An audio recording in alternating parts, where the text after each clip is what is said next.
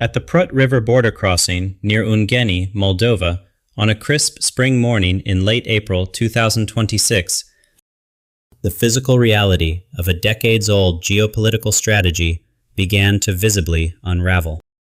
For 30 years, Moscow's grip on Moldova has been defined by a consistent formula: energy dependence, a frozen conflict, and deliberate logistical isolation. Gas would flow from Moscow, electricity would come from the Kuchergan power plant in Transnistria, and Moldova would be forced to seek the Kremlin's assistance during every crisis. This formula worked because Moldova had no other choice. The doors to the west were deliberately kept shut. There were few bridges across the Prut River. The railways were incompatible due to different track gauges, and border crossings were bureaucratic nightmares that took hours. The Kremlin used this isolation as a weapon.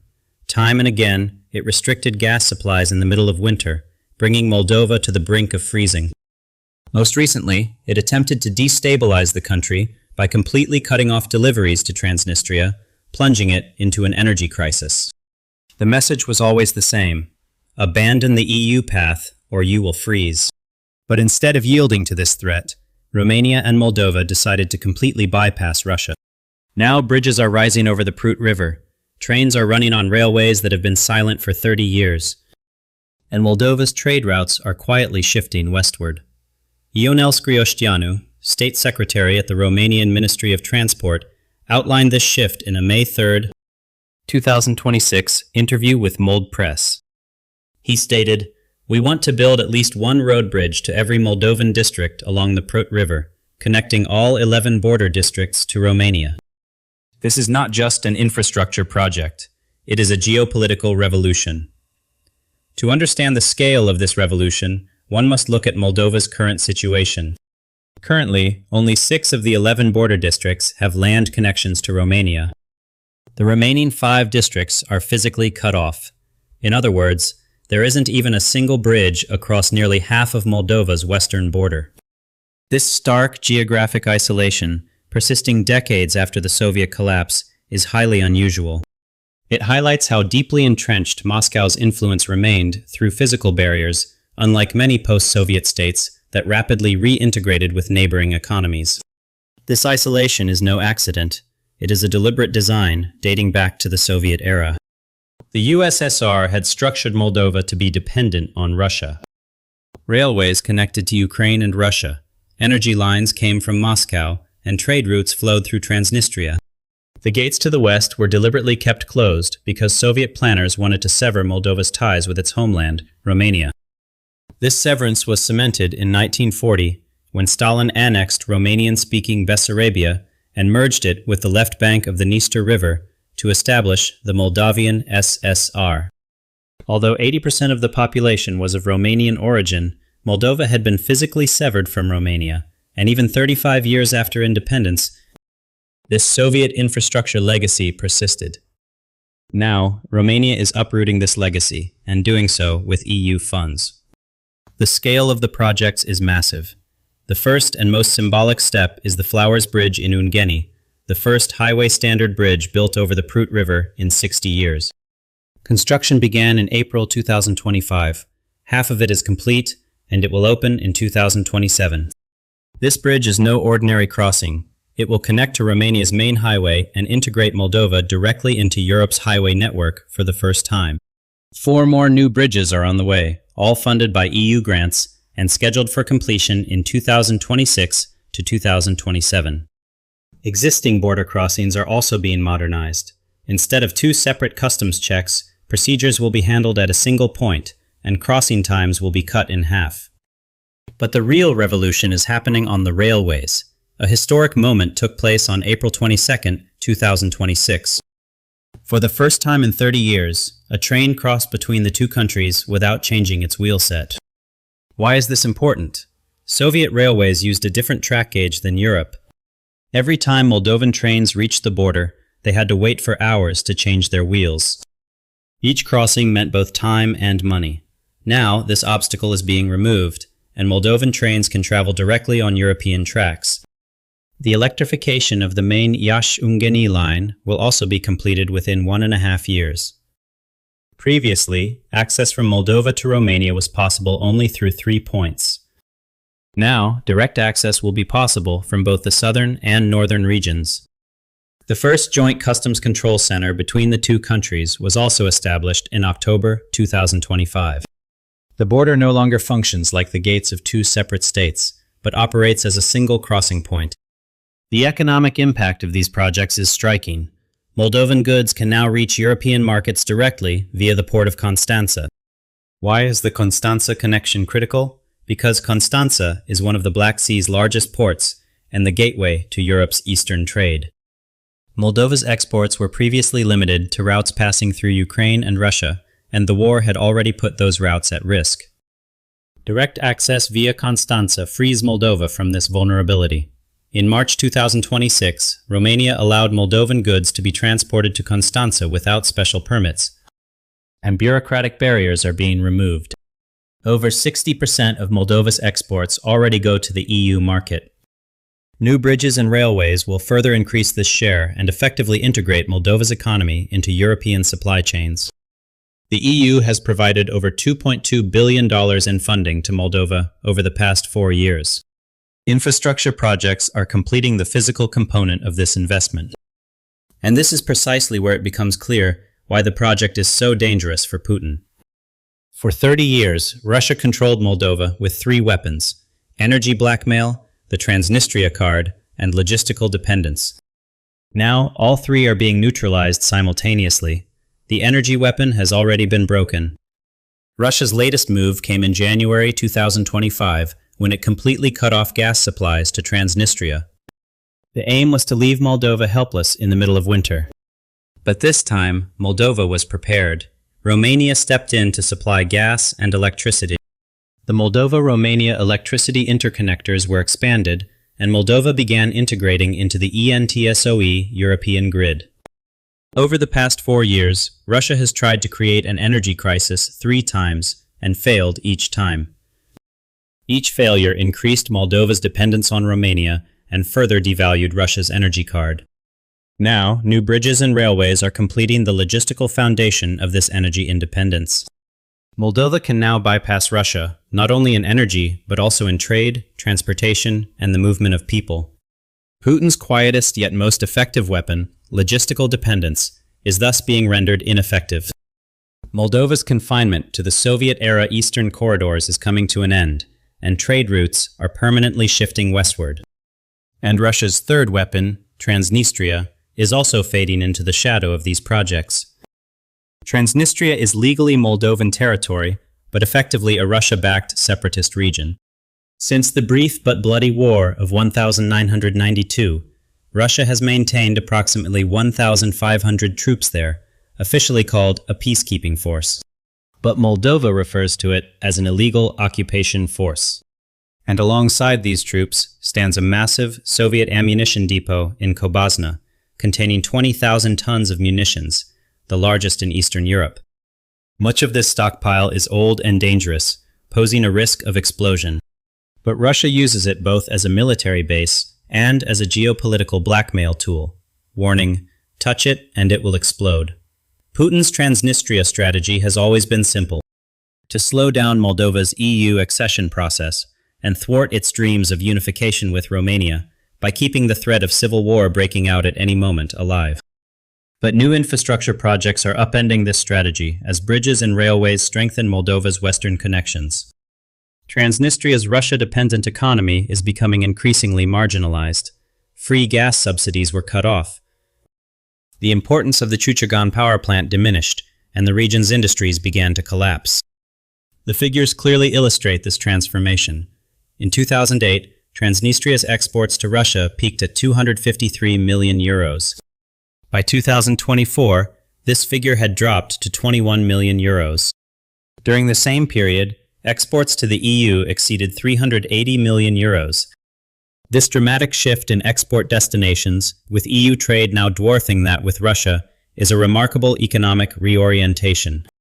It demonstrates a pragmatic adaptation by Transnistrian businesses, prioritizing market access over political alignment, a trend rarely seen in other frozen conflict zones. Many Transnistrian exporters have adapted to European standards to maintain access to the EU market. In other words, the economic reality has shifted toward the West long before the political rhetoric. Cracks are also deepening in the political arena. In the 2025 parliamentary elections, 30% of Transnistria's population voted for the pro-EU PAS party. The war in Ukraine has further weakened Russia's presence in Transnistria. Despite Russia's occupation of southeastern Ukraine, its failure to capture the Odessa region had already derailed plans to establish a land bridge to Transnistria. Now, Russia's troops here are isolated, their supply lines are cut off, and they cannot receive reinforcements. Some analysts describe this process as the gradual erosion of Transnistria, and Romania's infrastructure projects are accelerating this erosion. There is another dimension to the project, and this may be the aspect that troubles the Kremlin the most. The new bridges and railways appear to be for civilian use, but they are designed to NATO standards. The bridge's load capacities, road widths, and the characteristics of the railway lines are suitable for the passage of heavy military equipment. This creates the possibility of rapid military reinforcements to Moldova via Romania. Integrated with the A8 highway, these routes enable the transfer of armored vehicles, personnel, and logistical supplies within hours when necessary. Currently, this transfer takes days. The deliberate design of civilian infrastructure to NATO military specifications is a significant strategic development. It signals a proactive security integration that goes beyond economic ties, effectively pre-positioning defensive capabilities without overtly militarizing the border, a subtle but potent deterrent. Russia's 1,500 troops in Transnistria are already in complete isolation due to the war in Ukraine. In 2022, Russia had planned to establish a land bridge to Transnistria by capturing Odessa. But this new infrastructure makes this isolation permanent, because as Moldova's western connections strengthen, Chișinău's control over Transnistria increases. Moldova's initiation of the process to withdraw from the CIS in 2026 is also weakening Russia's institutional presence.